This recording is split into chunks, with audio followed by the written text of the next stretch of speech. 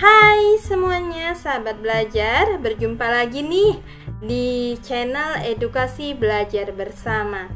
Nah, untuk kali ini kita akan bahas materi IPS Sosiologi kelas 8 semester ganjil tentunya ya. Nah, materi IPS Sosiologi ini dimulai dari bab kedua, itu tentang pengaruh interaksi sosial terhadap kehidupan sosial. Nah, di mana yang kita bahas pada pertemuan kali ini itu khusus subbab yang pertama berkaitan tentang mobilitas sosial, yaitu mengenai definisi mobilitas sosial, kemudian bentuk mobilitas sosial, dan juga nanti kita akan bahas contoh dari masing-masing bentuk mobilitas sosial tersebut. Nah, untuk faktor penyebab, penghambat, kemudian saluran dan dampak dari mobilitas sosial akan kita bahas pada pertemuan berikutnya.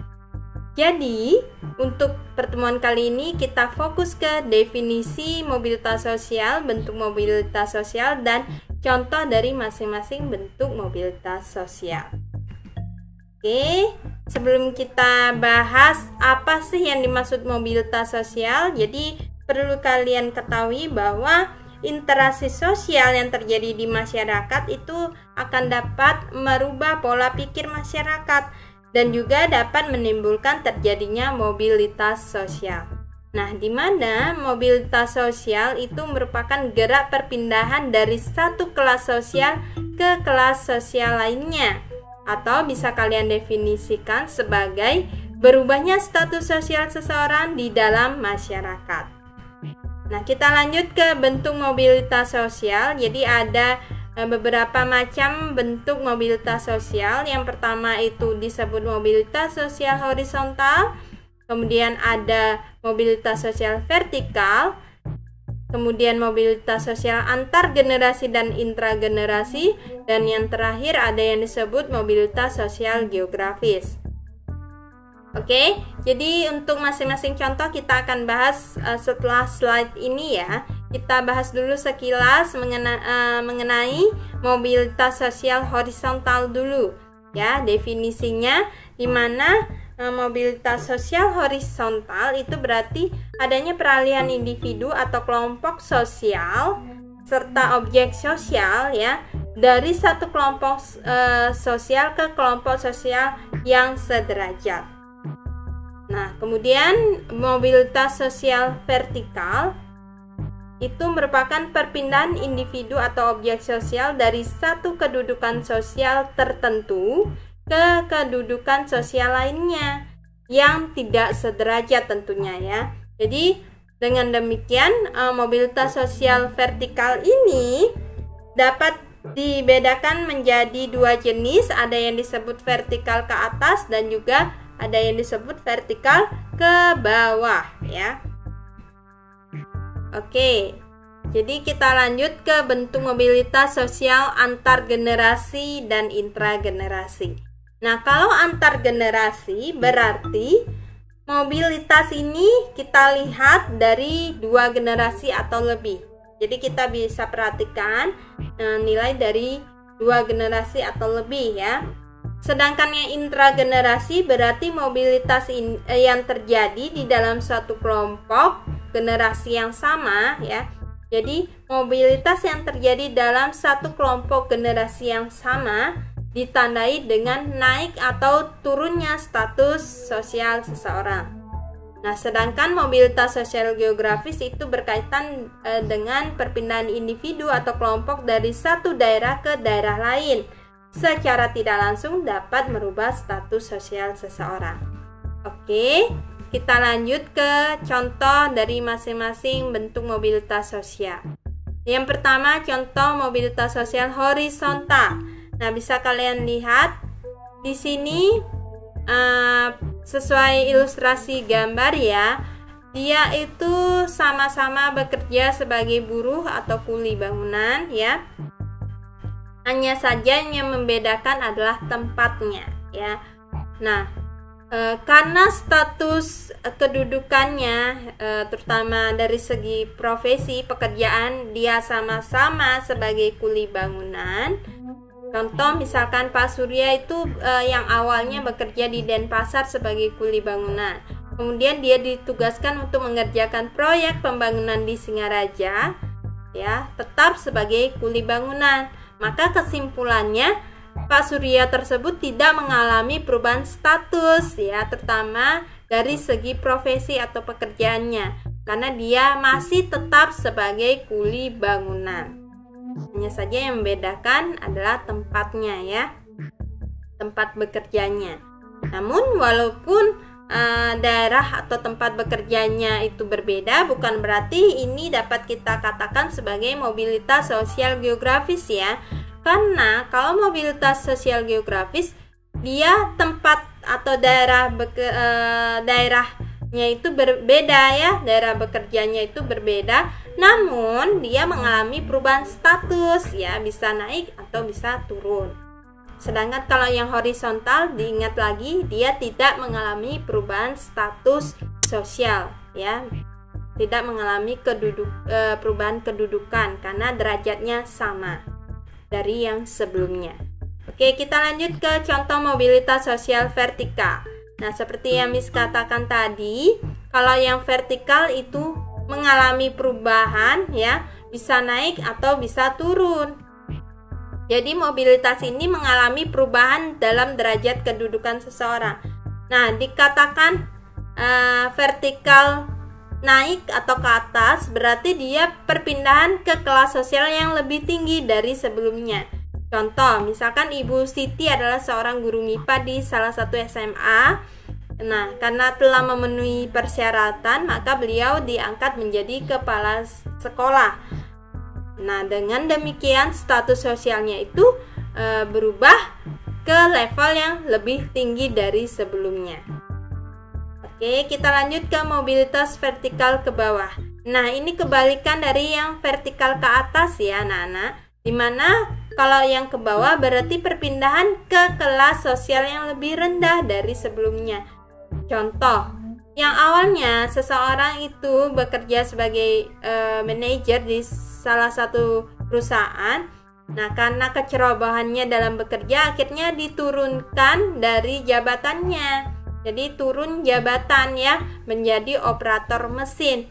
Bahkan juga bisa sebagai office boy dan lain sebagainya, ya. Dimana level kedudukannya lebih rendah dari sebelumnya, ya. Oke, kita lanjut ke contoh mobilitas sosial antar generasi. Nah, perlu kalian ingat kalau antar generasi berarti yang diperhatikan itu lebih dari satu generasi. Nah, bisa kalian perhatikan yang dimaksud satu generasi itu dilihat dari bagian ilustrasi di slide ini, ya. Ada sepasang suami istri yang berprofesi sebagai guru, dia memiliki satu orang anak, ya, dimana anaknya itu bekerja sebagai kepala sekolah. Nah, itu baru satu generasi namanya. Namun kalau kita mengartikan, memahami mobilitas sosial antar generasi, perlu kita perhatikan, pahami dari dua generasi, tidak hanya dari satu generasi saja. Nah, dimana anaknya yang bekerja sebagai kepala sekolah itu menikah lagi dan memiliki seorang anak, sehingga cucu dari sepasang suami istri yang bekerja sebagai guru tersebut, ya, jadi mereka memiliki cucu. Nah, cucunya itu disebut generasi kedua, ya. Jadi yang diperhatikan adalah dari generasi kedua, bahkan selanjutnya itu mobilitas sosial antar generasi. Nah, kalian perhatikan, karena yang diperhatikan itu adalah antar generasi, berarti dari generasi kedua, ya. Nah, perhatikan fokus ke generasi kedua, dia cucunya tersebut bekerja sebagai presiden, profesinya sebagai presiden. Dimana yang awalnya mereka cucunya tersebut kan memiliki ayah bekerja sebagai kepala sekolah dan kakek neneknya sebagai guru. Berarti kan itu sudah bisa kalian perhatikan mengenai status sosial dalam generasi kedua itu juga mengalami perubahan status ya. Dia dapat kita katakan bahwa vertikal ke atas. Yang awalnya dia hanya keluarga dari sepasang suami istri yang sebagai guru, kemudian anaknya sebagai kepala sekolah, berarti status sosialnya meningkat. Kemudian meningkat lagi status sosial dalam keluarga tersebut dilihat dari generasi keduanya, karena memiliki cucu seorang presiden. Nah, itu juga bisa membanggakan keluarga tersebut ya. Nah, sehingga status sosial dari keluarga tersebut juga meningkat. Oke. Kita lanjut ke mobilitas sosial intragenerasi. Nah, kalau intragenerasi itu fokus ke yang namanya generasi dalam satu kelompok sosial yang dalam satu generasi yang sama maksudnya ya. Jadi Miss ingatkan lagi, kalau intragenerasi berarti mobilitas yang terjadi di dalam satu kelompok generasi yang sama. Nah, maksudnya gimana? Coba kalian perhatikan ya. Nah, ada sepasang suami istri yang bekerja sebagai petani. Mereka memiliki 3 orang anak pertama, kedua, dan ketiga.